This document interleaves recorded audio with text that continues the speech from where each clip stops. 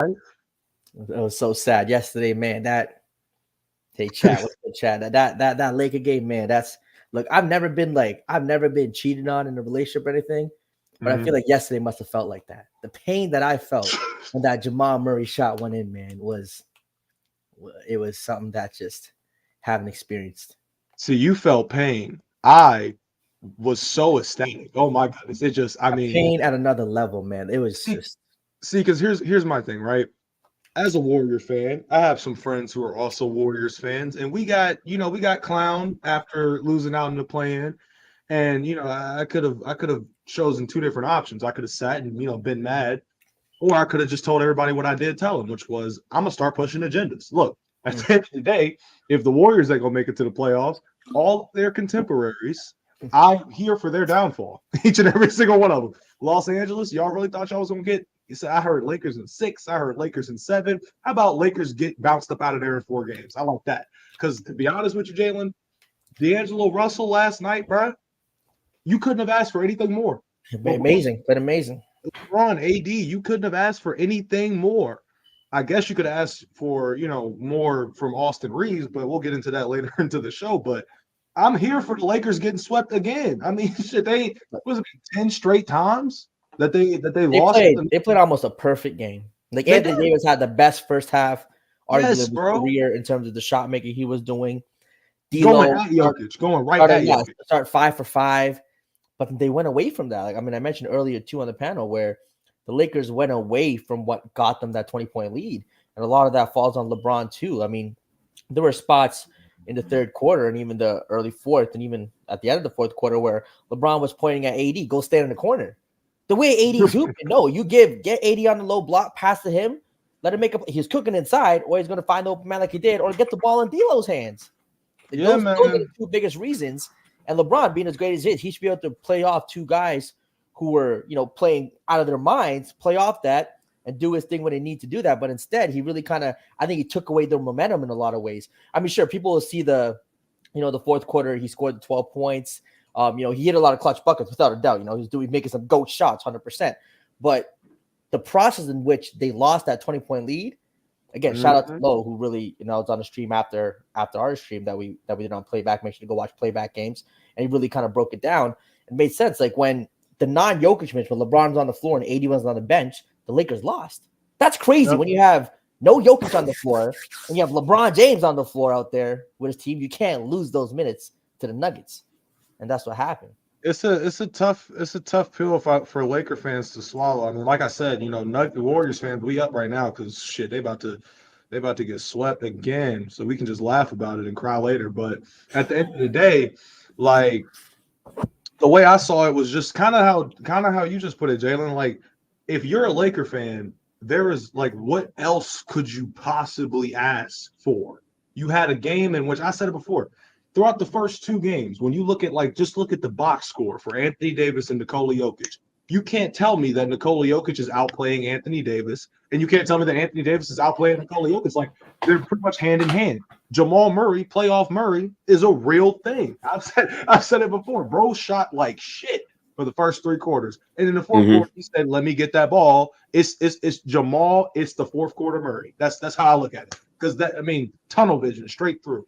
LeBron missed that 3, but we'll get into it. Gifted, tell the people how you doing, brother. Welcome to the show. Was good. Cold had some troubleshooting issues that my camera wouldn't connect through, but we're here, so I'm all good. First off, we got some good hoops coming in tonight as well. We got a ton of good games, but man, that Laker game, man, that was a wild game last night. I watched it from the beginning to the end, and they haven't beat them 10 times in a row.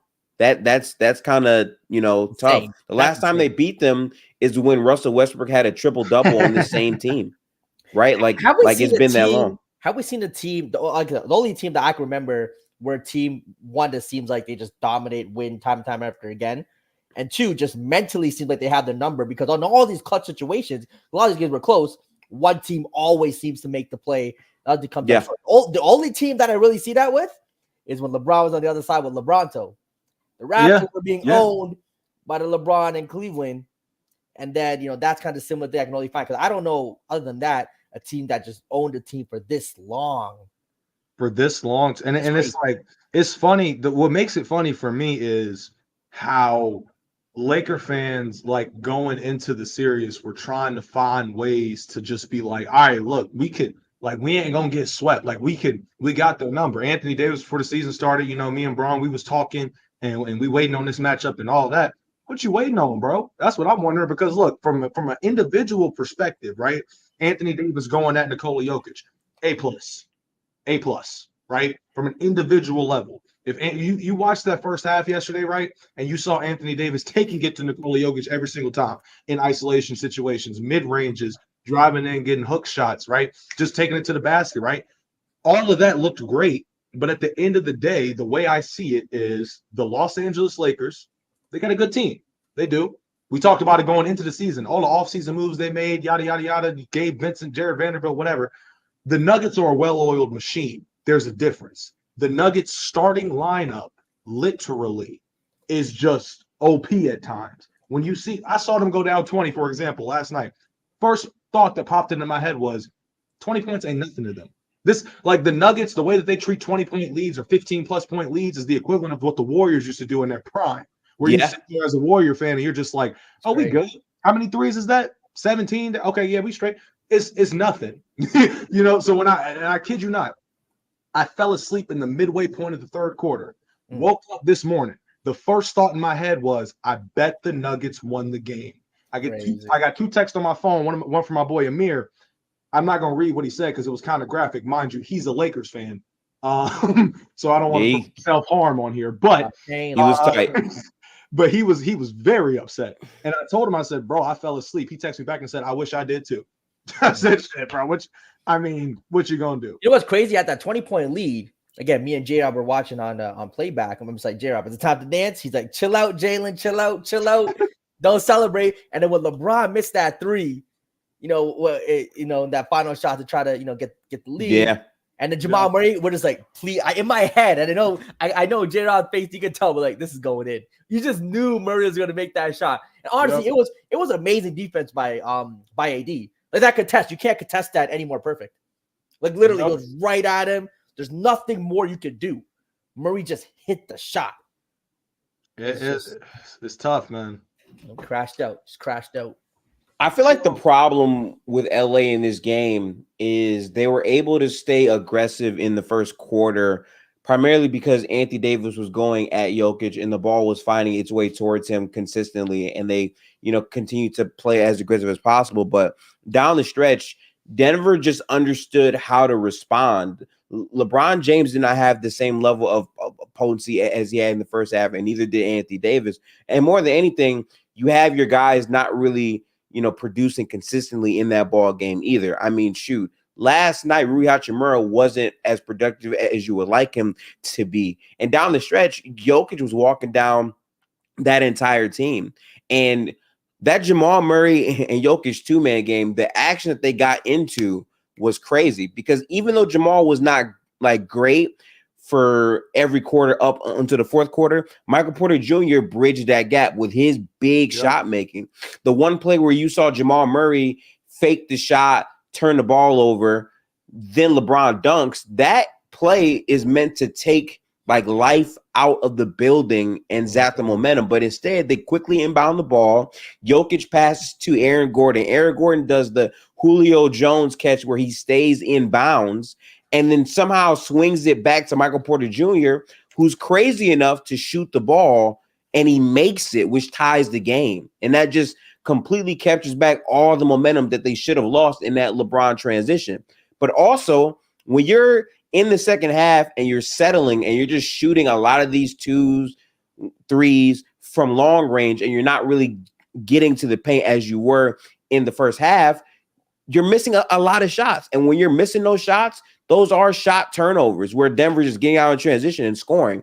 It felt like at will Denver just scored and went band for band in the last 6 minutes of that ball game. And once Jamal hit that awkward floater, you knew, okay, Jamal's waking up now. He has it going, especially with what Jokic was doing in terms of the rebounding, how he was dominating Anthony Davis and any other body that they put on him. I mean, he had like a 27-point triple-double. It was a wild game. It was a really, really wild game. And it's crazy because almost every Laker and Denver game goes the same way, where in the first half, you see LA be the aggressive team, the more dominant team, all this and all that. But then in the second half, Denver comes in, they don't panic, they execute, and LA goes cold. And they played the same game almost 12 times in a row now, which is why a lot of people feel like they're going to get swept. And this is the thing, too, is like, bro, when you look at, like I said before, you look at the numbers and you just think to yourself, okay, Jokic had 27, 20, and 10, right? And Anthony Davis has 32, 11, and 2 on 14 and 19 shooting, right? But the problem is Anthony Davis only puts up one shot in the fourth quarter. So for as great as he was in the first half, which he was phenomenal, I sat there and I had a thought in the back of my head, which was, is he going to be able to match this production in the second half? Because that, to me, is where the biggest issues come into play for the Lakers. That's not LeBron, though. Exactly. Me, I blame LeBron more for that than even Davis. Because I just saw so many plays. LeBron was he was dictating the offense, giving the ball when you go here, and he would just hold the ball for like 10, 11 seconds. And he's holding the ball with Kentavious Caldwell Pope guarding him, and you're sitting there saying, LeBron, what are you doing? Right? And then you look at the different matchups that Mike Malone threw at them in terms of on defense. He smoked a lot of layups that he would have made in his younger years. Especially when attacking, there's a lot that we've seen him make 1,000 times, and he was smoking a lot of them. It's like, all right, maybe you still have it. The one thing that I hate the most about the Lakers, in terms of losing this game, is their attitude after the fact. There was no accountability on the part of LeBron specifically for telling the media, why do we have the review rule? Talking about a play that happened in the third quarter. Did that one play dictate y'all blowing a 20-point lead? I don't think so. So stop it. Talk about why you blew the 20-point lead. Talk about ways in which you're going to look to change up, your scheming or whatever for next game.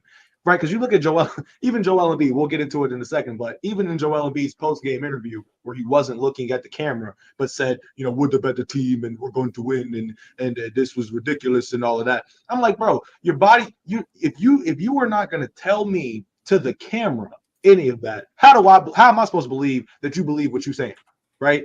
And we're about to get into Philadelphia in a second, but the last thing I will say on the Lakers is, for the way I saw that game, just the decision making from LeBron in terms of when he wants to attack the defense, right? Because when you have a player like LeBron, attacking downhill is going to cause the defense to collapse virtually every single time.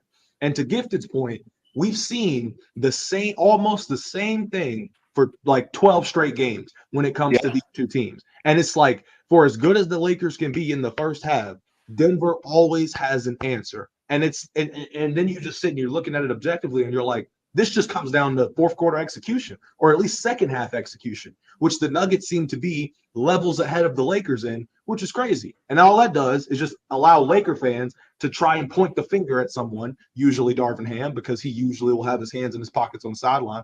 But at the same time, it's like, could LeBron have done a couple things different in that fourth quarter? Could Anthony Davis have taken more shots? Could Austin Reeves have been more effective? A guy that Lakers fans were high on from last year's playoffs and all the great things that he did. Like, there's a lot of issues for the Lakers. And the Nuggets, it seems like anytime that they have an issue, they know how to solve it. And it's like when you look at the personnel that they have, not just from the players themselves, but even Mike Malone, it's just like, they just look so calm, cool, and collected. Even when they're down 20, it's like, okay, let's chip back into them. Quick 8-0 run, and now the momentum's changed, right? You would think that the Lakers had the momentum yesterday, because if I'm not mistaken, they went into the half up 15. D'Angelo Russell was getting a lot of good looks from three and things like that. So they had the momentum. It's just that second half execution, which sucks. But it is what it is. Lakers in 4, shit. Lakers getting bounced in 4. Yeah. Anyway, in 6? I mean, hey. No, they're not. I don't think the Lakers are getting a single game over the Nuggets. And if they do get one, it probably will be game 3 in LA. That's the one game that I'm like, y'all are home. Like, I know the Lakers are pretty solid at home. Shit, like maybe. But, if they don't win game 3, they're getting swept. It's possible, but it feels like moreover they're probably going to get swept again, just based off how these two games went. I mean, you saw Jokic and Michael Porter Jr. be the only ones to make a 3 in the entire game. Every other Nugget was 0 for 20 from 3, and they still found a way to win after being down 20. Yeah. This was the game. This was the game to win and kind of change the momentum, the narrative, and all that. To lose 100%. the game when D'Lo was hooping like that, and AD playing like that, I just think like mentally, it has such a kill, like, bro. Yeah, mentally that hurts. Yeah. What do you do if from the logo, say it was me, Jalen, Gifted, Dub, and Hayes, right? And we just went up against I don't know, Kenny and his crew from his show. Say we went up and I dropped 28, 7, and 11 rebounds. Jalen has 5 threes. Gifted has 12 assists. Hayes has a tough game. Dub has a tough game. But you would think that that'd be enough to get you over the hump. And then we go out there and we're up 20 and we lose it. At the end of the game, what are we going to be telling each other post game? Like, I don't know. I don't know, bro. I don't know what we would say. It's like we would be sitting there looking demoralized and lost for words and all of that. That's how I'm imagining the Lakers were. The fact that Anthony Davis was asked, literally, what happened on that final play, even though it was a stupid question. But AD was just like, Jamal Murray hit a shot, mic drop, walk away. He was tight. Yeah. The demeanor of the players is like, yo, we don't even know what to do. Darvin Ham literally said, I don't know what to do with Nikola Jokic. So it seems like nobody has an answer, and they're desperately going to need to find one if they don't want to get swept for the second straight year in a row. But moving forward, somebody did mention they want us to talk Magic and Cavs. Kent Lipscomb Jr., shout out WWW. There's not really much to talk about. Bad offense from the Magic. Donovan Mitchell is hooping. It's him. Jalen Suggs got hurt, so that's tough. Mm-hmm. There's no offensive creator on that team right now outside of Paolo. Franz Wagner has regressed significantly as a perimeter shooter, and they're basically just daring them to shoot, and they're failing. Mm-hmm. That is the series right now. Also, shout out to Jared Allen. He's being way more physical.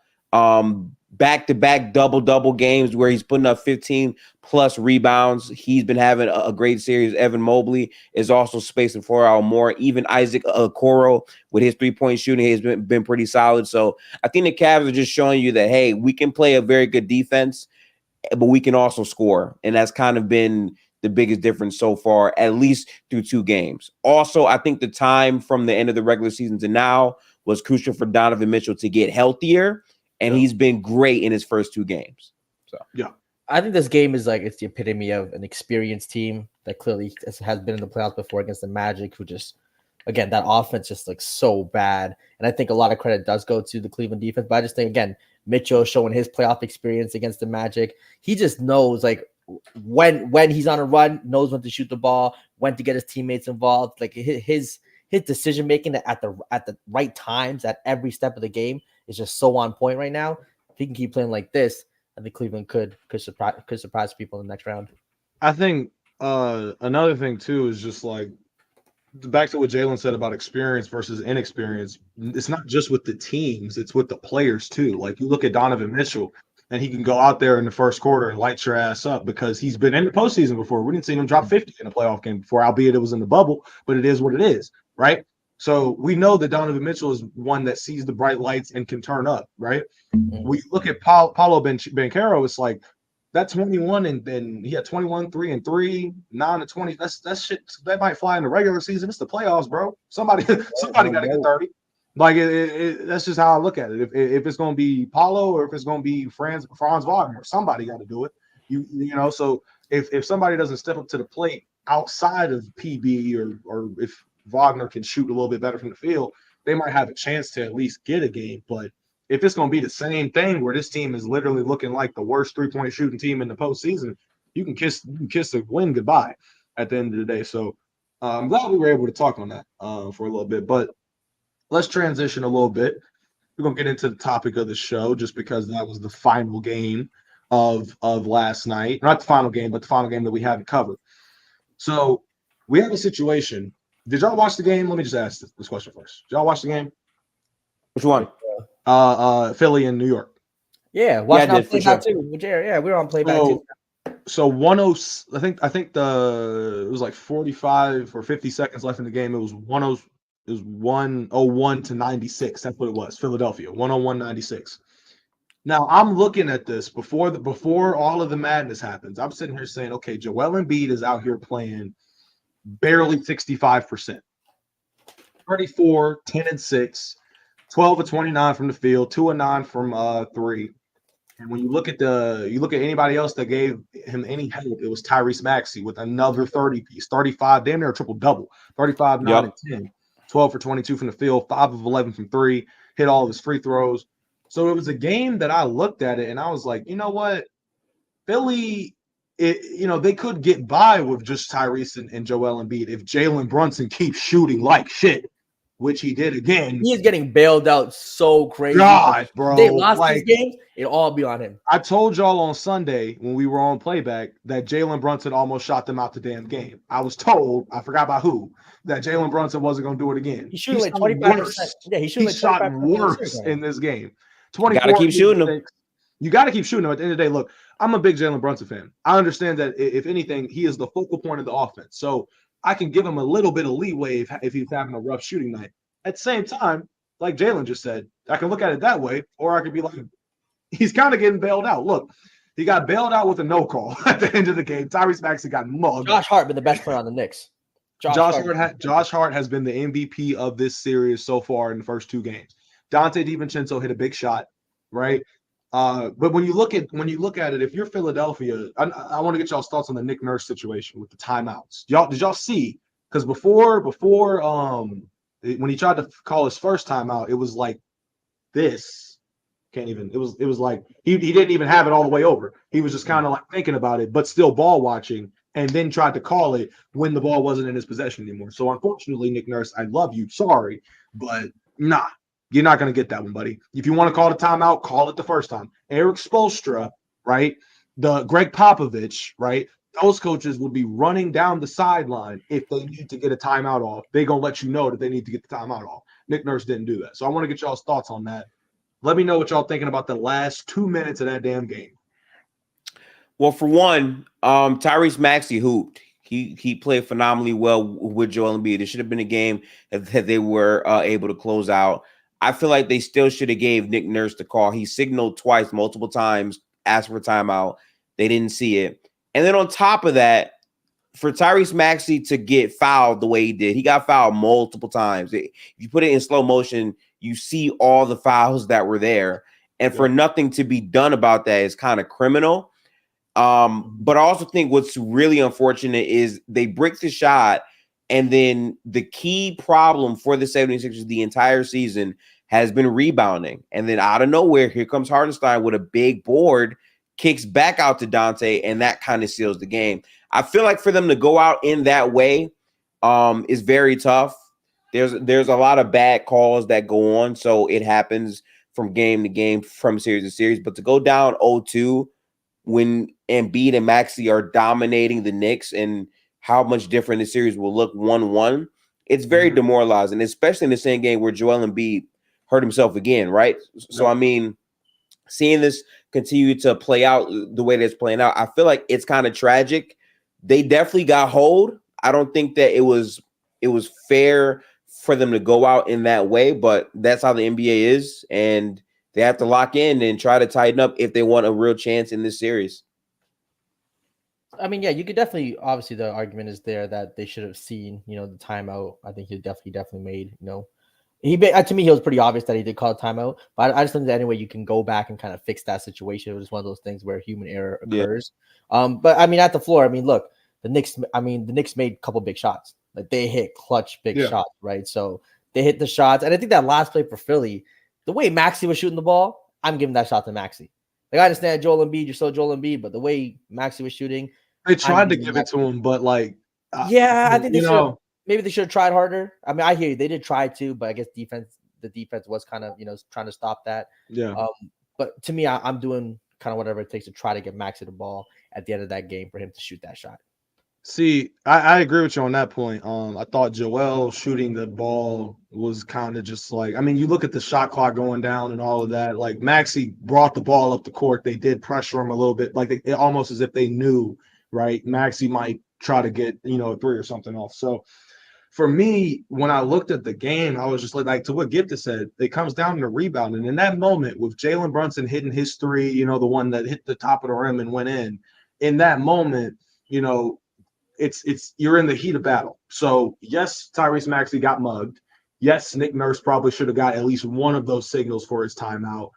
But at the same time, yes, somebody on Philly, Joel Embiid or someone, should have got that rebound. Now, the way Isaiah Hartenstein flew in, like he just appeared out of thin air, right? When that ball was in the air. And then as soon as he kicked it back to Dante, I was like, it's going in. It's going in, bro.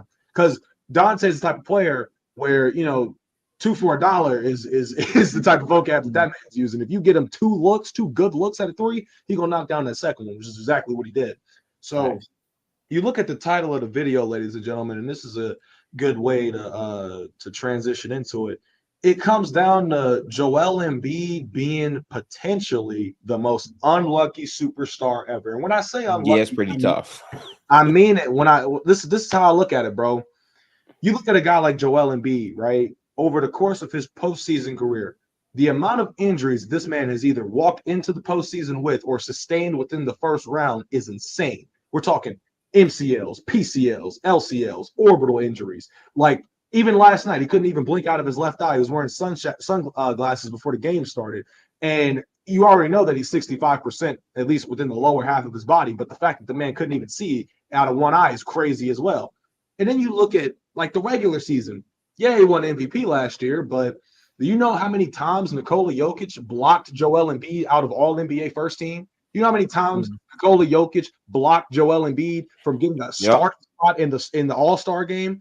You know, it's just like, so I just started thinking about it, and I was like, this dude genuinely might, because every single postseason we say, if Joel Embiid's healthy, When we were talking about, he would have been the unanimous MVP this year too. Right, and he would right. We talked about it a few episodes ago. If Joel Embiid is healthy, right, and we were looking at the hypothetical matchup between him and like Boston or him and New York, and we were like, a healthy Joel is something to be reckoned with. We still haven't seen that. We walk into this postseason, he's less than 70%, and you look at him and you say, okay, for being hobbled to be able to put up. Oh my God, I didn't change the banner. For being hobbled and being able to put up the numbers that he was able to put up. Yeah, the shooting splits were a little rough, but at the end of the day, what more do you want him to do, right? So if Philly goes out again this year in the first round, or not in the first round, just again in the first round in general, you're going to be looking at Joel Embiid, and you're going to be looking at the process, and I just feel like you're going to be sitting there thinking, like, what the hell do we do from here? Because if every single year you're telling me that Joel can go out there and put up historical numbers in the regular season for it not to mean anything come postseason time because he's going to be hurt, then the way I look at it is, bro must be the most unlucky superstar in NBA history. I just can't. I mean, if you walk through it, right, if you start from the very beginning, so he gets drafted hurt. Yep. His point guard, when he finally gets on the floor, is Ben Simmons, who is a bust. They then draft Markelle Fultz, who they thought could fit with Ben Simmons and Joel Embiid, but then he has a tragic, pre-draft accident. He kind of really forgets how to shoot. He also becomes a bust. So now you have a team where Joel Embiid is still trying to learn how to play basketball, and he's having to learn how to space out the floor for his point guard because his point guard is a non-spacer. And then throughout all that, he still grows, he still develops. He gets hurt multiple first rounds. They get Jimmy Butler in there with Ben Simmons during the season. Things don't work out. They then let go of Jimmy Butler and extend Tobias Harris instead. And then after that takes place, Ben Simmons has another epic playoff choke, which honestly, we haven't seen Ben Simmons look the same since that Hawks series. Then that goes down.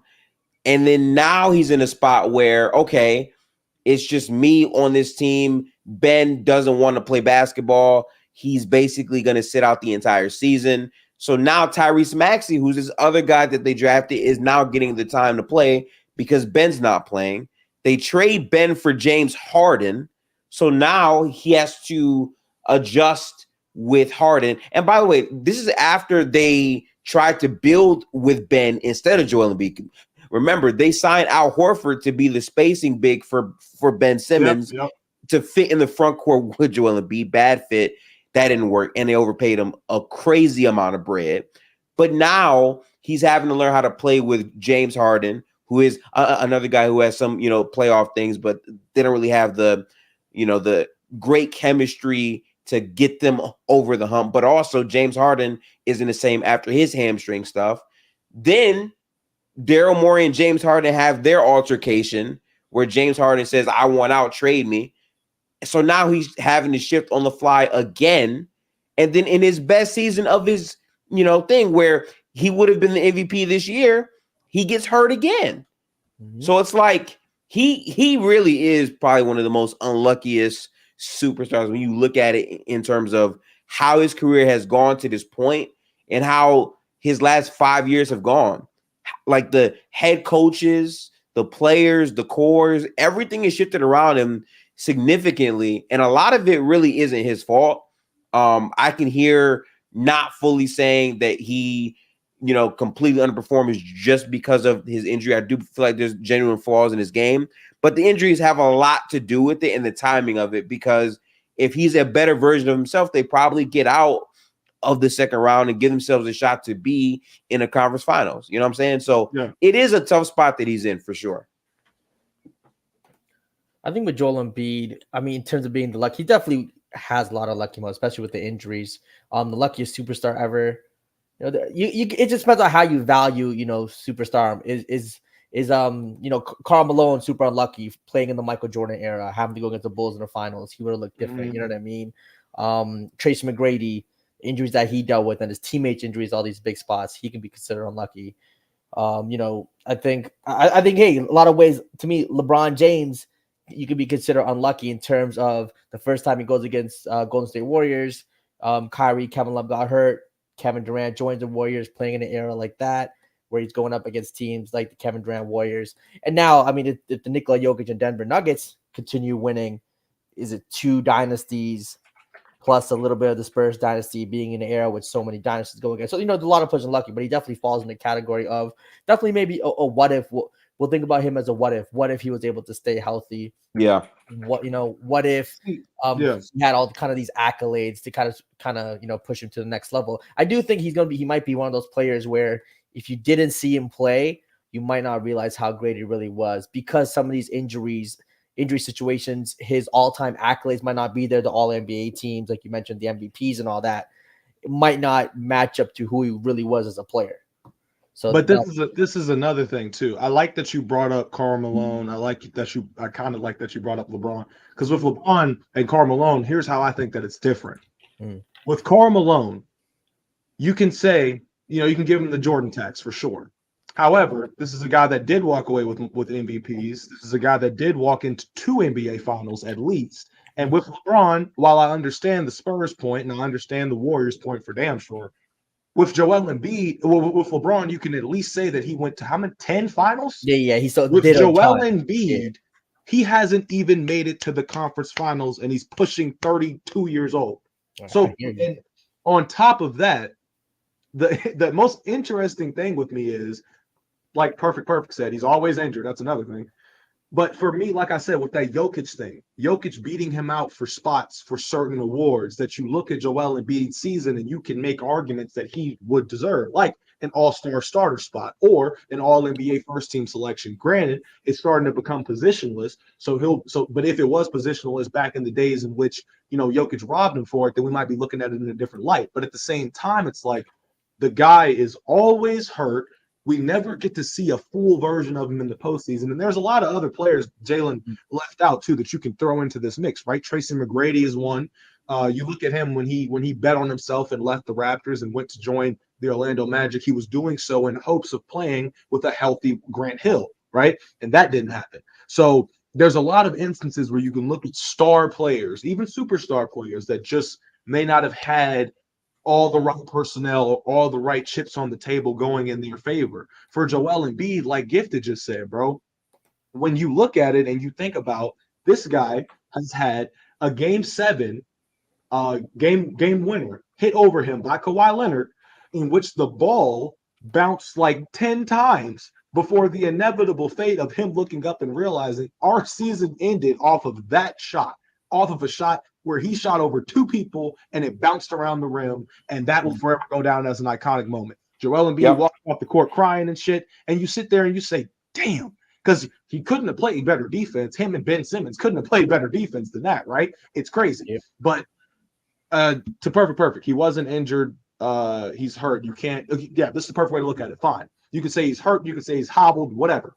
The point of the matter is that a lot of the times where Joel Embiid has been put into certain positions to win, you can point to the front office if you want. Ben Simmons, Markelle Fultz, great points brought up by Gifted. Though that's not even in Joel Embiid's.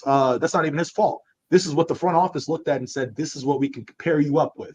Right? Mm-hmm. Then go get him Jimmy Butler from the trade market and then end up paying Tobias Harris over Jimmy Butler. Meanwhile, 2 seasons later, I remember watching them face off. I think it was in the regular season. But after the game, you hear both Jimmy Butler and Joel Embiid saying, yeah, I loved playing with him. I wish he was here. I would, and it's like, damn. So for me, when I look at it, this is a guy that you can make a case, put together one of the best peaks of regular season basketball that we have ever seen, not just from a player, but a big man specifically, shooting the free throw better than any big man probably in league history. So for all of that, to still be pushing 32 years old and not have made a conference finals, to me, I look at that and I'm just like, dude, that is terrible. Now he's in a situation where you take 2 games against the New York Knicks in which you are hurt and you are hobbled, but you're still in the games. They all crumble apart in the final 2 minutes of the fourth quarter, at least within these first 2. So to me, you look at a situation like a Jalen Brunson knocking down that 3 late in the game. Who the hell would have thought that Jalen Brunson, who was at that point shooting like 6 of 20, would have knocked down a crazy 3 shot? Right. Yeah. And then who the hell would have thought that that as soon as that happens, they get the ball inbounds to Tyrese Maxey. Granted, he got mugged. We talked about it. He didn't get the foul call, but then the ball gets loose. Then it goes up. Then a rebound isn't there. Then they get it back and they knock down another shot. It's just like so much unlucky things I feel like happened to Joel Embiid. The Kawhi shot was the start of all of this because that is something where I'm just like, dude, if I was Joel Embiid, I might be crying too, because like, damn, like how the hell is that the shot that ends my season, right?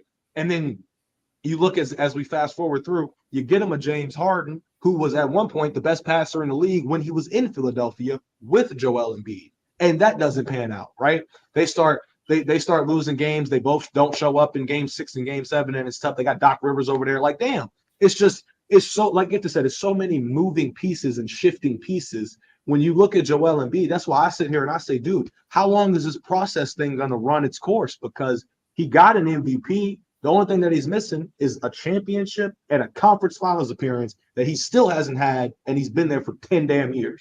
So that it's just crazy to me. I just feel like he might be the most, if he ain't the most unlucky superstar of all time, he's the most unlucky superstar of our era. Because good Lord, like for a man that talented to not even have a conference finals berth is crazy.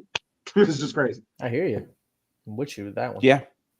It's a super unfortunate situation for him to be in, and it kind of makes you wonder what the future of the Sixers looks like even beyond this season. I mean, how this playoff series concludes in terms of if they get swept or if they're able to get themselves back in the series is very critical, especially if Joel Embiid winds up hurting himself even more during this series. That's another thing. That's a big thing right there, Gifted, because when you I think I was watching First Take the other day, and they were like, if you're looking at Joel Embiid and you are concerned with his health, that means that you needed to win one of the 2 games in Madison Square Garden. Because if we're being completely honest about the situation, like this might be the best or healthiest that Joel Embiid can be throughout this entire postseason. Because like Gifted just said, the more he plays on this bum leg, the more he plays through the eye injury or whatever, the worse his mobility is going to be. It's already kind of tough, but like this is probably the best brand of Joel that we could get is in the first round. You know what I'm saying? So it's like when you think about the future of the team, because to be honest with you, I think the Knicks are probably going to win this damn series. But when we start looking to the offseason and things of that nature, it's like we talked about Buddy Hield the other day. Man shot like 1 for 3 last night. It was like He did. You know, I don't know what's happened to him too, because he was a good volume shooter. If he's not shooting, the value he provides is very limited. Yes, bro. He seems scared to shoot now. It's so weird. And then you look Yeah. at guys like Kelly Oubre, who were having great stretches throughout the regular season, showing confidence and all of that, hitting certain shots in the clutch and things of that nature, guarding certain guys on the defensive side of the ball, taking on matchups and things like that. He guarded Jalen Brunson to start the game off yesterday. So it's like the guys that were having good moments throughout the regular season, to the point where you looked at the Philadelphia 76ers and you said, okay, maybe they don't just need Joel Embiid to win games, or just Joel and Tyrese Maxey. They have valuable options outside of that. Those options haven't showed up in the first 2 games. A third guy would definitely, a consistent third guy. A consistent. Yeah. Who's it going to be? Tobias Harris? Like, who's that third guy? So I think it's just one of those things where it's going to have to alternate. Some nights it might be a Tobias, some nights it might be a Buddy. Maybe Batum has a sneaky game or two. Here and there as well. I do think, I mean, with Kelly Oubre, great. I mean, he's been playing phenomenal defense, I guess, really making Brunson work. Give him that. So it might be a lot for him to ask him to give you 20 points every night and give you that defense. That definitely be a lot, but he might have a game or two where he can give you that 20. But Max and Embiid, I think this series have played phenomenal, or as good as you could hope, based on the situation with Embiid getting hurt. Him just putting up those numbers, clearly not at 100%. There's a reason he's taking a lot more threes now. He's not in the post as much. He's not using, his bully ball antics as much, because he is, playing a little limited. So shout out to Embiid, though, to kind of power through and fighting through and still giving his team an opportunity to win. That's the one thing that I've always given to Joel in terms of props is like, dude, we talked about, I remember the media just like bash certain players in recent history, at least within the last 7 years or so, for the injury prone players, where it's like, if he's injured, he's injured, but if he's hurt and he can play through it, then let him play through it. And then those same media people will crucify that person if they shoot terribly. But for Joel Embiid, it seems like that sentiment is kind of taken a different light, because they're acknowledging the fact that he is hurt, but he's still able to give you 32 and 10, and y'all are able to win or lose a game by less than 10 points. I mean, that's something that they look at and they're just like, okay, you can't really argue with him on that front. The same way that me and Jalen were just talking about Anthony Davis and LeBron in terms of placing blame on why the Lakers lost. Anthony Davis played phenomenal in 2 games. You can't place the blame on him, right? Jamal Murray hit a tough shot. It is what it is. We've seen tough shot makers hit shots over tough defenders, like Damian Lillard over Paul George in the past, right? We've seen this before, right? So that doesn't take away from what Anthony Davis did in that game, besides the fact that he virtually was a no-show in the fourth quarter. But that's the only lane of criticism that I could give to him. For Joel Embiid, like, dude, you got hurt, and it was a speculation on your return as is towards the end of the season. We even at one point were like, what if Joel comes back? What if he doesn't? There was a literal conversation on just resting him for the rest of the season or benching him for the rest of the season. But it's one of those things where it's just like, I give him props for persevering through that pain, because Lord knows how much pain he's in. Stephen A. Smith said he was sitting courtside yesterday, and he said that he saw Joel Embiid came up to him, gave him a couple fist bumps from time to time, but every time that he walked up the court, he was grimacing in pain. Yeah. Not running, walking up the court. You can tell he's in pain. You can definitely tell. And you can just tell, bro. You can tell. You can definitely tell. That's true. I'm glad we were able to discuss this. Let's look forward to the games tonight. We have first game up. Minnesota, Phoenix, game 2. Now, game 1, we just talked made my parlay. You just made your parlay, as you should. So we talked about it last episode a little bit, more so me to Dub, because he was telling us about how the Suns are this and this and this. Shout out, Dub. We miss you. So, Gifted, I'm going to throw it to you. What do the Suns need to do differently tonight in order to bounce back from that game 1 loss? The Suns have to play better transition defense. Real quick, before I get into that, I'm sorry. I see this chat by Duke. I just want to quickly address this and we'll get back to it, right? Duke, Anthony Davis cannot be a point forward against elite defenses because his passing and creation ability is limited because of his size and also his lack of like a true ball handle. He's more of a post entry kind of guy. So he doesn't have that same type of skill or talent that a Jokic or even a Giannis downhill would. He's more of a play finisher for most of his career, he's been that. So I don't think you should like expect that out of him. I don't think it's about him being scared. I just don't think he's, that good of a player in that aspect to be able to do that. His strengths are in other areas. But yeah, back to what you were saying. The Suns have to play better. How they play better? Nurkic can't have 4 rebounds. Yeah. Gobert cannot have more than the entire team offensively on the rebounds. You cannot have Booker having a stinker the way that he did, but more importantly, they have to get out in transition. Because the difference was Minnesota was the team that was getting out in transition. Minnesota was the team that beat them on the glass. Minnesota was the team that got second chance points. They have to make dramatic shifts in those areas, or the 3-point volume at least has to go up to counteract what they're trying to do. Fair point. Yeah. Jalen, what you got? In terms of the first game, I think Nurkic has to definitely be a little more assertive on the boards. I think he's a guy that during the regular season, he actually did a good job, but last game only had four rebounds or so. And Rudy Gobert had 16. So that's definitely something they got to improve on there. And I think Nurkic definitely can. So get him more assertive. Devin Booker had a bit of an off shooting night with him. So in terms of Devin Booker, I do think he'll shoot better. But even his playmaking and passing, I think getting Bradley Beal going, Kevin Durant's going to be Kevin Durant, not worried about him, but definitely getting Bradley Beal going early can definitely help them in terms of that. And other than that, I thought that the first half defense on Anthony Edwards was great last game, and they should kind of stick to the game. But then the first half, second half is where he really kind of did most of his damage. So limiting Anthony Edwards in terms of his scoring, and again, throwing bodies at him and making the other guys beat him. Because I still do think the secondary scoring on Minnesota can be problematic. Yes, Cat has looked fine, but I'd rather have Cat, McDaniels, Conley, and Gobert beat me scoring wise than Anthony Edwards. I mean, I get that point. I really do. For me, when I look at the Suns, it's just like I've said it before. Like to y'all's point, Yusuf Nurkic cannot be useless Nurkic. He cannot be that. No, he can't. In a game, in a series in which, for one, Rudy Gobert. Let me just harp on this for a second. Did y'all see his quote or his comments about like people just not liking him? Did y'all see that? I saw that. Yeah, I saw that. Sure did. So I'm gonna read the quote for anybody in the chat that didn't see it. I quote, I'm just mostly misunderstood. I think I trigger a lot of these guys when referring to fans and players. In their eyes, I'm like the odd guy from France that's winning a lot of awards, and it can bother people. So I just went straight to the comments just to see if his point would be proven. Somebody said, what uniqueness? Conning judges into winning Defensive Player of the Year 3 times when he can't guard a traffic cone.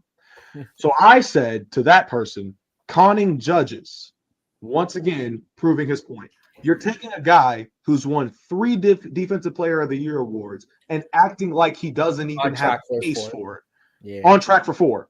The problem that I have with the way people choose to view Rudy Gobert is you got to keep it in the stack at the end of the day. Don't sit here and act like you don't know why he has 3 Defensive Player of the Years. Don't do that, because that is ridiculous. I saw somebody when Anthony Davis made his comment about how nobody likes him in voting and he can't win a depoy. People were saying that he should be in place of Rudy Gobert in that big 3 tandem between Bam, Victor, and Rudy. And I said, are y'all out of y'all just don't watch Minnesota games? That's just what it is. Keep it a buck. And you didn't watch Utah Jazz games when he was in Utah. Keep it a buck. Like, it's not like if you were sitting here telling me that Rudy Gobert is undeserving of his 3 Defensive Player of the Years, that's crazy. You can make arguments for other people. Yeah, but he's in the conversation without. But to say that he wouldn't be in the conversation, or to say that he's some sort of fraud, or to say that he's like, what are you treating like he's an industry plant, bro? It's just like it's a narrative. Like someone created that narrative. Oh, he's really not that good defensively. He shouldn't deserved it. Yeah, like you just kind of go with it, right? It was like the MVP thing last year. I think I to this day I think Kendrick Perkins is the reason Jokic didn't win that MVP. He's pretty bad on that. Yeah. That he's like, he should have won 3 because of Larry Bird, this and that. He brought racer, all that, whatever. But once that was said, the whole narrative started shifting. And with Rudy Gobert, I'm trying to figure out the spot. Maybe it was maybe people don't like how he was reacting to the COVID situation or how it did to that. Maybe I think it was one playoff series where he was getting cooked. I can't remember which one, but one playoff series where it was just bad. They kept putting in the pick and roll and he was struggling a little bit. Probably in the Warriors series. It might, yeah. But and again, if that happened to you against the Warriors at the peak of their powers, right, it is what it is, right? So I just think there's a moment that people stick onto and just kind of stays with the player. But he's 100% deserving of the award. Now, do I think AD deserves it over him? Sure, but I don't think Rudy Gobert is terrible. Rudy Gobert is still a top defensive player in the league. You know what I mean? He's in that conversation. Yeah. He's going to be in the top 5. Now, the edges between Victor, AD, Gobert, Bam. I mean, it's not. I mean, look, I think Victor's going to eventually take that leap where he's noticeably the best and won't even be a conversation. But as of right now, because the team's so bad, like it's small, thin margins. You can make a case where if Bam wins, I'm like, okay, I get it. I get why he won. If AD wins, I get it. Even if Victor won, like I understand why he would win. So I just think the margins are so small with that to kind of underrate Gobert just seems to be trendy right now amongst NBA circles for whatever reason. Yeah. Hayes, welcome to the show, brother. What's going on? Perfect. Good, Hayes. We got some playoff hoops tonight. Yeah. I know, right? So I just asked Jalen and Gifted their thoughts on what the Suns need to do in order to rectify that game 1 loss tonight. What you think? Pray to the heavens. I don't know. Like, there's not much. I mean, it starts all jokes aside. It starts with rebounding the ball better for sure. Execute your offense better. And somebody actually show up to help. Like they seem like that once it started getting tight there, they defaulted to one-on-one basketball. Play as an actual team. They could be one of the most elite offensive teams. You don't have a lot to hang your hat on defensively there, but at least execute your offense as well as you can. The Phoenix Suns just, to me, in that game, just looked like a team that was overwhelmed and outmatched and never really got a grip on that game again. Yeah. I feel you on that. And my biggest thing, I told y'all with Dub on Sunday, I was just like, dude, the identity thing is still a question mark. You cannot sit even if you're a Phoenix fan, you cannot tell me what your offensive scheme is. You can't. I have yet to been able to figure it out. I don't even know if they've been able to figure it out. Because I said before, when you look at when you looked at it going into the season, the question on everybody's mind was, yeah, that's a cool big 3. Who gonna run point? Right? Throughout the entire stretch of this season, it has been up and down between Devin Booker and Bradley Beal. So you'll have instances where Bradley Beal takes more of the facilitating role, takes a step back in the offense, and will give you 17 or 18 on high efficiency. And then Devin Booker goes out there and he can give you 26 while KD gives you 30 or vice versa, right? So going into this series alone, with knowing that the defensive capabilities of the Minnesota Timberwolves, knowing the fact that if you want to drive inside, you got to deal with Rudy. If you want to get busy on the perimeter, you got to deal with, Nickeil Alexander-Walker, Jaden McDaniels, and Anthony Edwards. You got to deal with perimeter players, right? So it's going to be a battle. Looking at what the Phoenix Suns did in game 1, I just told them, Yusuf Nurkic cannot be useless. You are the biggest big on that team. You are the biggest go-to big on that team. If it ain't you, it's going to be Drew Eubanks, and Lord have mercy if Cat won't cook him.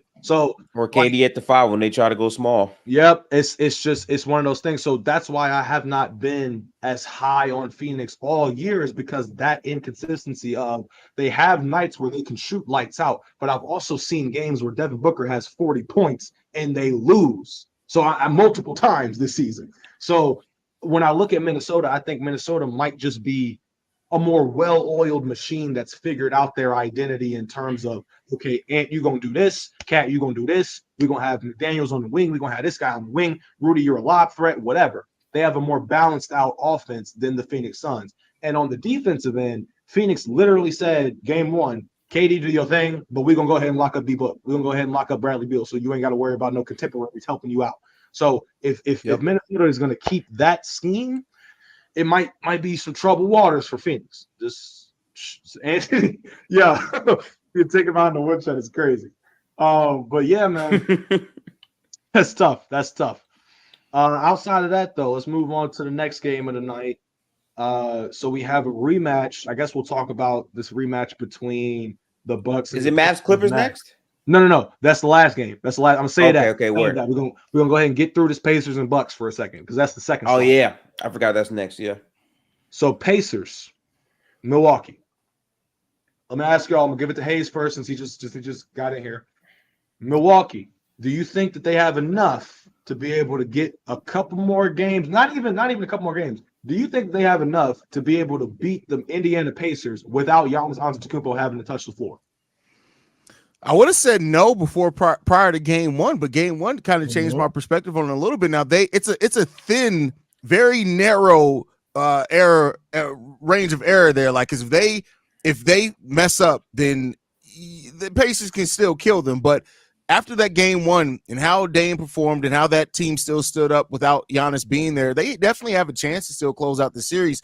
I was giving them almost 0 to none before we came before game one. Watching the way that they executed game one changed my perspective a lot. Yeah, they can. I'm not going to say they're going to sweep them or anything, but they have enough to win the series if they can keep it consistent. And that's been the thing under Doc Rivers with this Milwaukee Bucks team. They're not consistent in any damn thing. So while they showed it in game one, I think games 2 and 3 are going to tell a lot as well. But, you know, what they showed me in game one just says that there's a possibility. I don't know if I'm picking them to win the series, but I know that they can win the series. They're just not necessarily getting my pick. Yeah. I really wish Dub was here so I could just yell, I told you so. I said this before the game started. I said that Dame without Giannis for the entire season has played better without Giannis because that's the style he's used to playing, where the ball is in his hands more. He feels more comfortable, and he's going up against a very bad defense. The Pacers are a awful, God-fearing, terrible, dog shit, like abomination of a defense that I've ever seen, right? Like they're easily one of the worst playoff defenses we've ever seen in a long, long time. So seeing Dame cook versus that doesn't really surprise me. I said the pressure needed to be on Halliburton more because if we were of the mindset that they could win the series, we expect him to play at a much better level. And it's not like he shot badly. He didn't shoot. There was no activity. He was out there playing like Chris Paul or Ben Simmons, where he just passing the ball, not looking at the basket, moving around like a decoy, getting cardio in. And we know Halliburton, at least during the first half of the regular season, he was a much better player than what he showed last night. Also, they didn't shoot the ball well. I mean, the team as a whole, Pacers couldn't hit the side of the backboard. It was getting very, very bad.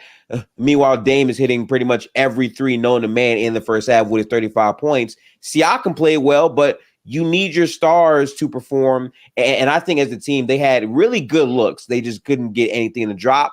I think that's the shooting variance that they're going to go through during the series. Will that happen again back to back? I don't know. There is no Giannis, so we'll see. But I expect the Pacers to bounce back. As someone who picked the Milwaukee Bucks to win this series, saw this coming throughout. Damian Lillard, first round Damian Lillard. We know who that is. He did 35 in the first half and then showed the rest of the game. He understood the assignment was done. His teammates, he was just out there doing his thing. He was setting up his teammates a little bit too in the second half. So, I mean, I expect the same thing again. There's no one there to stop Damian Lillard. You're just not going to, unless you just full on blitz him, put 2-3 guys on it. But the Middleton was playing well too. Middleton had himself a little nice game. Was. Yeah, right? So, I mean, Middleton's there. So, you need to stop Dame. They still That's got how bad his Pacers defense is. We can say, Chris Middleton. The Pacers defense is absolutely terrible. But I don't think it's about stopping Dame. Like, I think we've seen you don't have to stop Dame to stop Dame. Just score yourself. I mean, that too. But like, you don't necessarily like Dame. Even if Dame goes off for 50 every game this series, that's 50 points. That's not gonna win you a series just by that alone. So it's about stopping and mitigating as much as you can everything else around them. And let Dame go off. That's always been the recipe to stop Dame in the playoffs when it's just Dame. Let Dame go off. Stop everything else. Yeah, I did the Siakam. I mean, Siakam should be able to feast on Bobby Portis. I did kind of forget how bad Bobby Portis is defensively, and that matchup, that's just a mismatch from Milwaukee. Siakam should be able to feast, so getting him the ball, they did that fine. But, I mean, I think Gifted was right, too. They just shoot the ball poorly. I think Halliburton has to be more aggressive with the shot. Like, absolutely. You're running him down, shoot more threes. Don't be scared of that. Nembhard, Naismith, guys like that, you just got to chuck. It's got to come down. I think Turner, he shot 5 for 17, probably shoots a little better. I wouldn't mind him even taking a little less shots. I think again, you want to attack the perimeter defense of Damian Lillard, Malik Beasley, Patrick Beverley. Touch the paint, create threes. Don't just sit there passing the ball, Tyrese. Like, be better than that. He took 7 shots. I was about to say, you played damn near. You played 37 minutes. That's crazy as hell. You played 37 minutes and you shot the ball 7 times, my dude. What are we doing? No. But even worse than that, for the duration of the game, it was really 5. He got like 2 last-minute shots at the end of the game. So really, 5 shots for the player that is supposed to be the best offensive player on the team. Passing isn't just passing. You have to show that you are a legitimate threat to open up those opportunities. If he was doing more of that, the game would have been way closer. So today, I would expect Tyrese Halliburton, a guy that I've been told is an all-NBA player, is in conversation with Trae Young or John Morant or all these other guards to showcase that. Now, granted, it's 1 game sample size, right? It's his first time in the playoffs. Maybe he adjusts tonight, but we have to see it because Dame's not waiting for that. Dame is trying to kill. And the Pacers are a bad defense who are going to let him kill. See, you got to answer that. You do have to answer. And to Jalen's point about Pascal Siakam, bro had 36, 13, and 2 on 60% shooting. So, he was cooking doing his part. The fact that McConnell had more points than you and more shot attempts than you, Tyrese Halliburton, is sad. It's a crime. That is a crime. You can't win. You can't win like that. It would be different if Tyrese Halliburton was playing a true point guard role and he realized all right, bet they're zeroing in on me. I'm gonna get everybody else involved. This team was waiting for you to try to take over this game, Tyrese. Yes, bro. Yeah. And he literally looked at it and said, "Hey, you know what? No, I'm good on that right now." He looked at it. He was like, "You know what? This ain't the in-season tournament. I'm good, bro. Yeah, I'm good on that." No, bro. What are we doing? You're a guy that Wally Zerbiak was clowning at one point. You were able to shut him up. Now, like Gifted said, if you want to be putting these conversations against these contemporaries like Trae Young and John Morant, and you get upset if people are telling you, I'll take John Morant over Tyrese Halliburton, I'll take Trae Young over Tyrese Halliburton. And the reasons for that is because we can point to at least a few examples, not much, but a few examples of John Morant and Trae Young having some good postseason games. And when we look at Tyrese Halliburton in a matchup of this magnitude, with no Giannis Antetokounmpo, and you in the in-season tournament, you were going at Dame with the Dame time and all of that. You were going at the Boston Celtics, getting guarded by Drew Holiday and hitting shots over Derek White. What you got a backcourt of Damian Lillard and I guess Patrick Beverley technically, but throughout the regular season it was Damian Lillard and Malik Beasley. You should be able to attack that. I get it. Pat Bev is a tricky defender at times because he can be all up in your grill and talking ish or whatever. But if you were as good as we or most people thought you were before the in-season tournament, or at least because after he's played like shit, but before the in-season tournament, you were in these top 10 discussions and top 4 point guards in the league. Bro, it wasn't is this one of the greatest peaks? I have a theory, and not everybody's gonna rock with this theory. Y'all gonna think I'm crazy, but it is what it is. It's right up there. If we're gonna say that Ramadan gives people superpowers, if you pay attention to it, every black man that chases snow bunnies in the playoffs falls off a cliff. I don't know about that. Okay. No, track that. I'm just saying. Let's track it. Okay. All right, let me think of someone that loves milk. It's crazy. Shout out playoffs. Shout out Jordan Poole. Okay. Is it just Snow Buddies with Jordan Poole though? I can give you Jordan Poole. I can give you Jordan Poole. He's in chocolate cities and still snow bunny heaven. Hold on. James Harden be messing with a lot though. It's not just. But James Harden just like holes. It don't matter. We can't. Period. Yeah, it's James Harden. Way too vast right there. Somebody said Ben Simmons. That's another one. Yep, that's a good Ben Simmons. Ben Simmons is pretty good, but he's just light skinned. Mikal Bridges. Oh, Mikal? Maybe. Wait, but Devin Booker was hooping. He was with Kendall Jenner at the time. Booker was hooping. He was hooping though. Booker was hooping. But listen. Elimination game Booker don't be hooping. So I mean, Lamar Odom the last 5 years. I was going to say Lamar Odom, bro. I was going to say Lamar Odom. Think about it. If you date back to what's his name? Brunson. That's crazy. I didn't know Brunson was a snow bunny here. I didn't know that either. But that makes sense. Jamal Murray is the only one.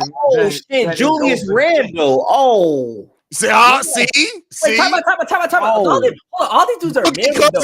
Hold on. All these dudes are married. They're all married. They don't count as be like running to the. But there's snow bunnies that they're married to. Doesn't? But I mean, they had to eventually wipe one down, but they still had a snow bunny run. Wait, so what about Jamal Murray? Is it true? Hold on, No, okay. Jamal Murray is a different story. We saw why he be going stupid in the postseason, like against our wills. We saw that. We know what secret stuff he worked. We did see that. At the same time, there's an exception for every rule too. There's an exception for every rule. That's fair. That's fair. I'm not liking this nobody slander. The Kardashian curse is real though. He took that shit personally. Yeah, I was gonna say, I perform in the playoffs, baby. I perform when it comes down to it. What playoffs? What is he talking about? What playoffs have you been into, Jalen? What are you talking about? Playoffs the Snow Bunny playoffs? Is that what playoffs of life, y'all? The playoffs of life. The Snow Bunny playoffs is kind of crazy. Hey, that's what, like, damn. But think about it. No, keep going though. Tristan Thompson and however other many people he dated played well against the Warriors in like 2015, 16 for 1 year. Yeah, but the fact that we just found out Tristan Thompson was on performance-enhancing drugs for that performance, like that, he's an automatic L, bro. No, he was literally on drugs. Gifted. Help me out here. Steph Curry out-rebounded Tristan Thompson for an entire final. That did happen. Now, this was before he cheated on Chloe the third time. This was before the third time he cheated. Michael Jordan? He's a snow bunny lover these days, and he be hooping. That was after his playing time. He was still with Yeah, that was after his playing time. They was messing around. I mean, yeah, all of them was. We're not talking about that. I'm just saying. I know it's not the sport. And that's a whole other episode right there. LeBron and Jeannie Buss. How do you think Anthony Edwards got here? He was clearly creeping. Oh, that man said LeBron and Jeannie Buss. Good Lord, man. LeBron and Jeannie Buss. Good Lord, brother. Let's keep it a band. Respect on LeBron's name. He stayed faithful. You're not keeping that shit a Millie Trilly, man. That's hey, man. Ever since Jeannie rubbed up against that man's shoulder, what happened? 10 straight losses to the Nuggets. Damn, they still ain't figured it out. They still ain't figured it out. I don't know if I've seen Savannah smile since. Not gonna lie. I ain't seen Savannah. I will say, you ain't wrong with that one. I want to say, Bronny too. Bronny was messing with snow bunnies, and look at it. And he was asked before that. Crazy. Yeah, that's crazy. Now we reaching. Now we reaching. His draft stock went down completely after that. I'm sorry. I'm sorry. He was a great playoff performer. Man. Look. All right, let's move on to the final game. Shout out Tiger Woods though. Tiger Woods was the best athlete in the world, and he was doing his thing. Tiger Woods was doing his thing. I remember even when I was a kid and like all of that shit was like in the media, I was like, bro, what did he do wrong? Then I got older and I was like, what did he do wrong? I was like, I wouldn't be surprised if he was at them Freaknik parties. It's crazy how like he was doing that for like, essentially almost a decade or 7 years and never got caught. Yeah, man, real hooper. And then when you look, it was that time though. I'm saying he was winning majors, doing his thing. It's just obviously during that time. Hella birdies and shit. Hey, you almost forgot one. OJ Simpson. Talk to we can't talk about that. We can't talk about that. No. We can't touch that one, bro. So the Mavericks and the Clippers. I don't know about that door. Messing with nobody's makes you innocent. Oh man, that's crazy. That's like, hey, we stay. I'm sorry, chat. I just had to throw it in there. I had to. That's definitely easy for. I had to. I just had to. Wow. Let's get back. Was Cosby hooping? I don't know. The juice is expired. Anyway, let's move forward. This man just bring up Cosby? Wow. I don't know, man. We're bringing up people. What you bringing up Cosby for? I don't got nothing to. Shout out to Cosby Show, man. Great family show. Let's get back to basketball. All right. The Dallas Mavericks and the Los Angeles Clippers is the last game that we need to discuss because when we look back at that Clippers game, I talked about it last night on my other show, Yam Time. But the fact that you have no Kawhi Leonard, right? That is the game in which you know for a fact that you have to win. Now, you got to lock in there, yeah. The way I was talking about it was like this. Look, James Harden is prone to have 2.5 good games in a postseason run, in a 7-game series, right? So game 1, Harden, not surprised that he went stupid. Not surprised. Now, as we get later on into the series, Lord have mercy. Paul George had a light 22, not to mention, right?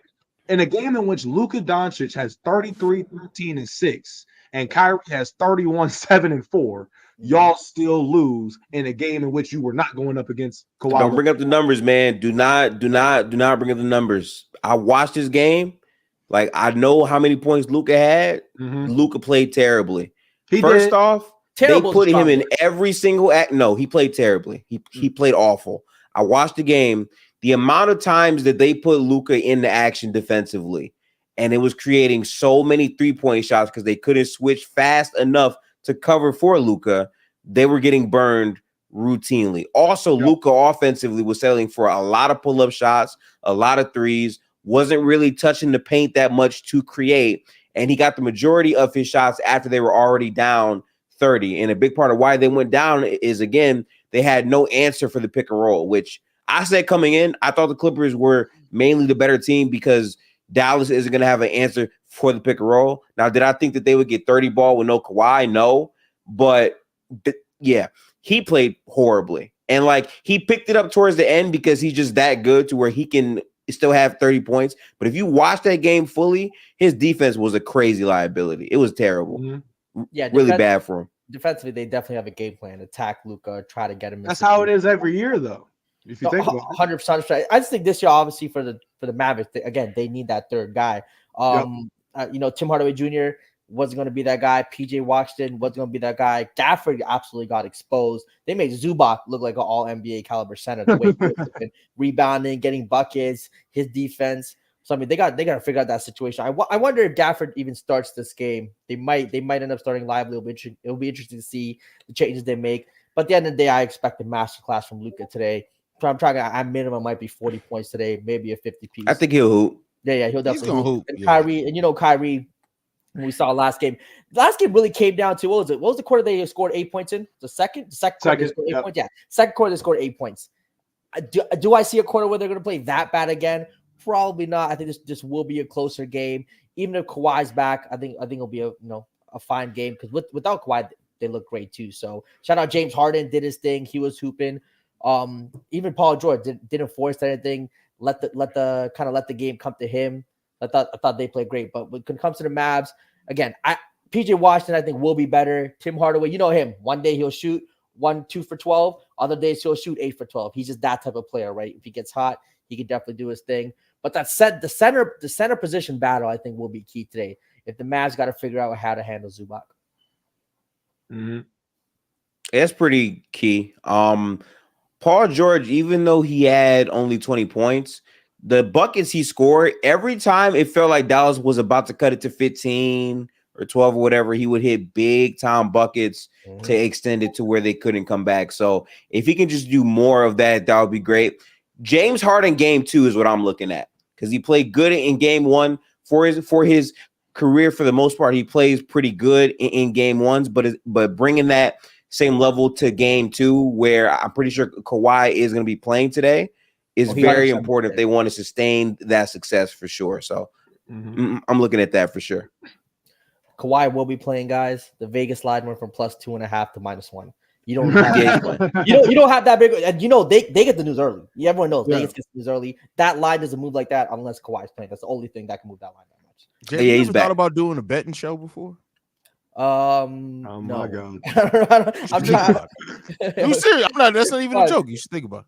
Yeah, I mean, we're not really winning at that level. So, yo, he feels so guilty when you say that shit. Like, damn, I'm not trying to be those get my guys. shit back, man. No, I'll tell you this right now, chat. All those dudes who be like selling picks, this and that.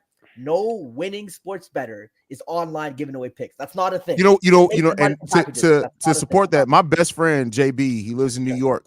Literally, he stopped working and just bets now. He makes $80,000 a year betting. He will not put his picks out there. I'm like, give me a pick. He said, I'm not giving you my fucking picks. Right, so. I have friends to do it. Fucking with you, no sir.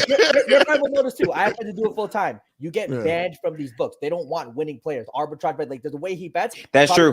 They stop you for FanDuel, and then he has runners, so he'll get somebody to go place his bets at this casino or this one, whatever the case is. Maybe some offshore books. But once you're a professional, they don't want you in their books, and they know by the way you bet if you're a professional.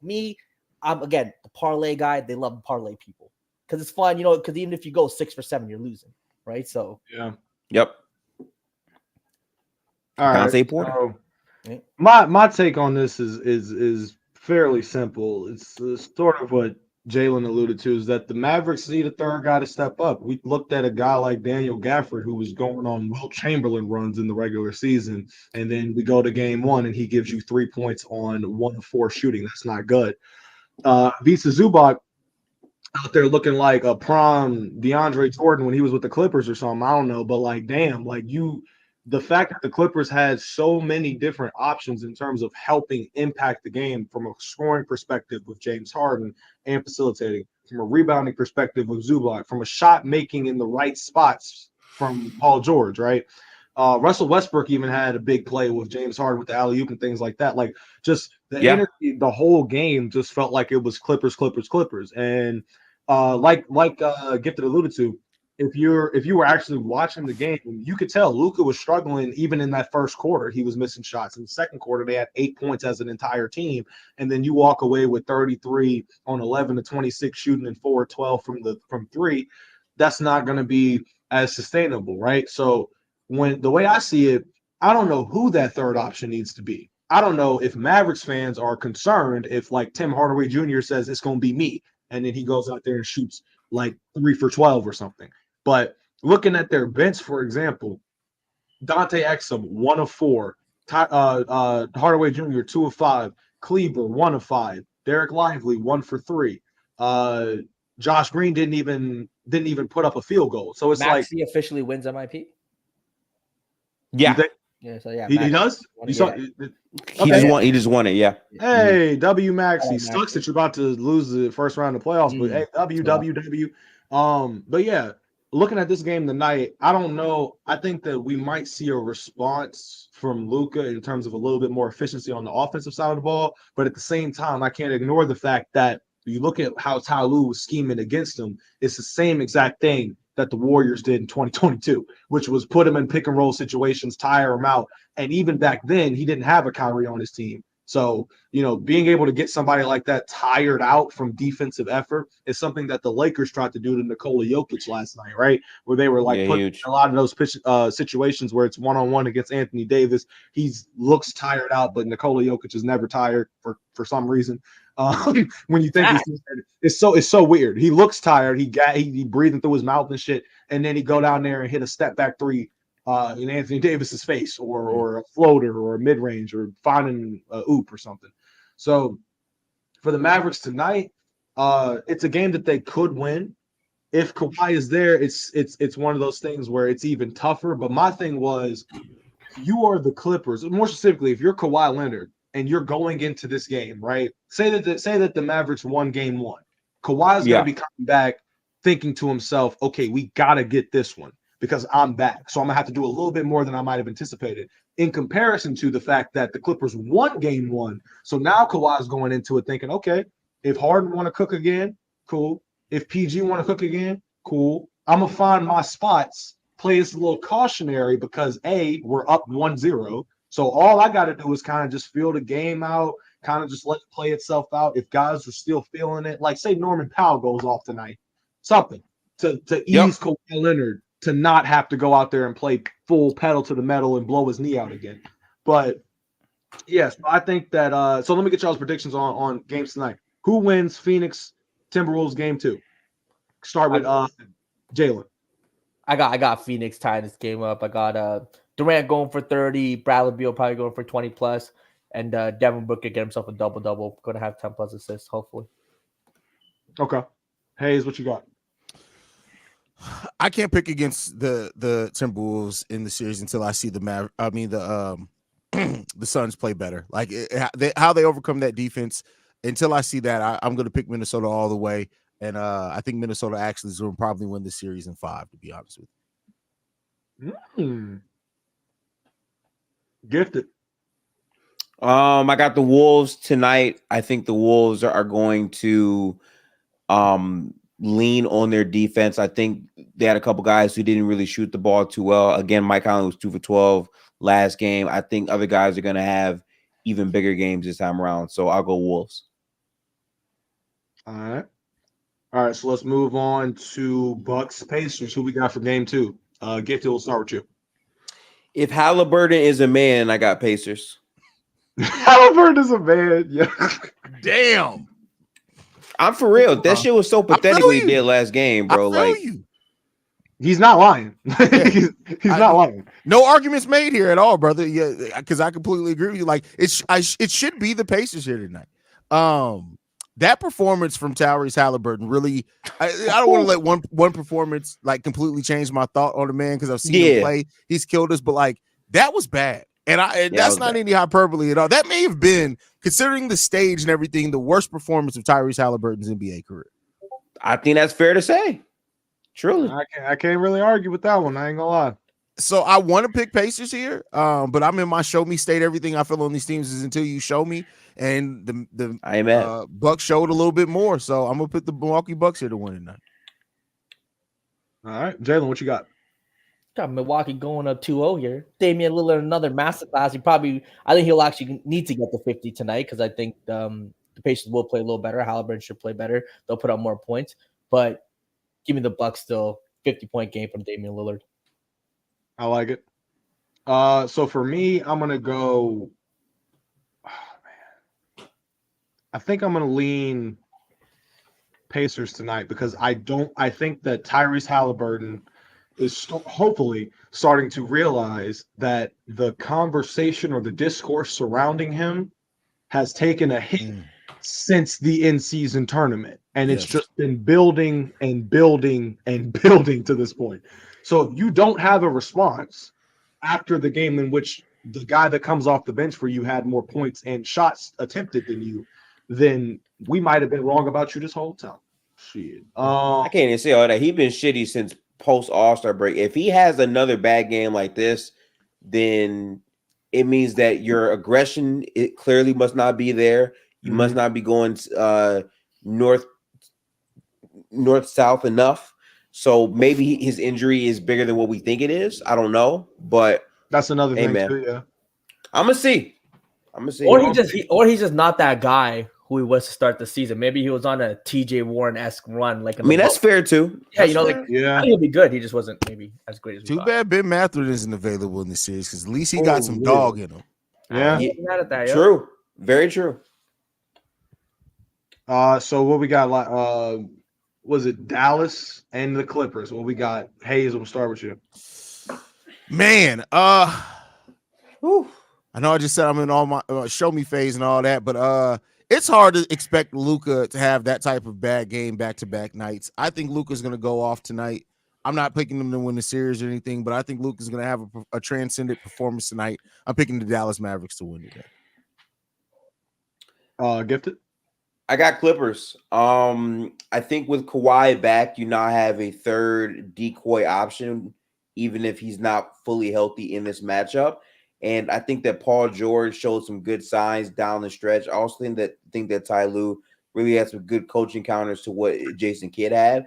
I think that the Clippers are going to win tonight, and then the Mavericks are going to win both of them at home. So I'm going to go with the Clippers tonight.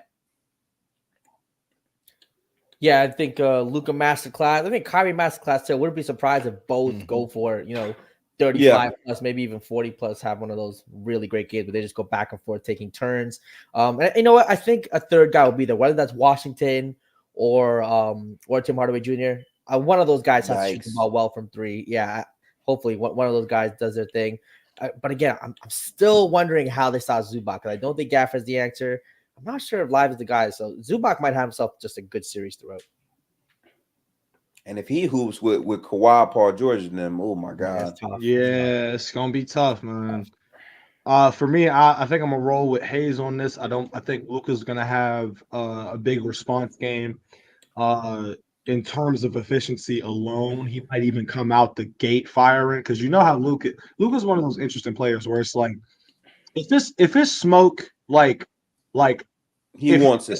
It's like if it's smoke, Luka's the one of the few guys where I'm like, he is the one guy that like just embraces this shit. Just like you think about European players as the stigma that they might have in general. Luka's put that to bed a lot of times in his career, where you just have to respect him for his game. So going into like Green said, Luka ain't gonna go outside. That's just how I view it. I saw it in the Phoenix series a couple years ago. just the response that he had in a game of that magnitude, and that was a game 7, right? In enemy territory, nonetheless. So, like, for him to go out there and have a performance like he did last night, I just think that the efficiency itself is going to be a lot better tonight. And the focal point of him kind of being like, all right, so y'all think y'all safe. Y'all think that y'all comfortable. All right, cool. Everybody talk tough when they up, or whatever he said to Devin Booker. So I'm gonna pick the Mavericks tonight in this game, even with the returning Kawhi, because I don't think Kawhi is going to be at his peak capabilities. So, in a game 3 scenario, maybe it's different, or game 4, that might be a little bit different. But for him to be returning, I think is going to be a little bit more, what's the word I'm looking for? Like limited or whatever. So I got the Mavericks winning that one. I didn't answer the question for the Timberwolves one, though, as well. Honestly, I can see the Suns winning game 2. I can. I think it'll be a close game. I think Devin Booker is going to be out there looking for blood or looking to silence some haters or whatever. I think KD is going to do his thing regardless. But if you can get Devin Booker to give you 25 plus alongside Kevin Durant giving you 25 to 30, that can be something that can work in your favor. I'm expecting a bigger game from Yusuf Nurkic as well, just in terms of him being a center at least. Like, I don't need you to score. I just need you to get boards. I need you to get boards and second chance points for the team. A double from him would be nice. A nice 12 and 12 could be enough to suffice. Yeah. So I think the Phoenix Suns might take game 2. Other than that, though, this is a great way to wrap up the episode. This was a phenomenal episode of From the Logo, episode like 20 or something. I don't know. Great show as always. Thank y'all for tuning in. I'm gonna let the guys sign off. This has been ZZ Huncho, your Tuesday host. Y'all have a great rest of your night and rest of your week, and we'll see you Thursday. Y'all go ahead and take it away from here. I'm going to keep it short and sweet. Real Hoopster tonight. Tap in, watch basketball.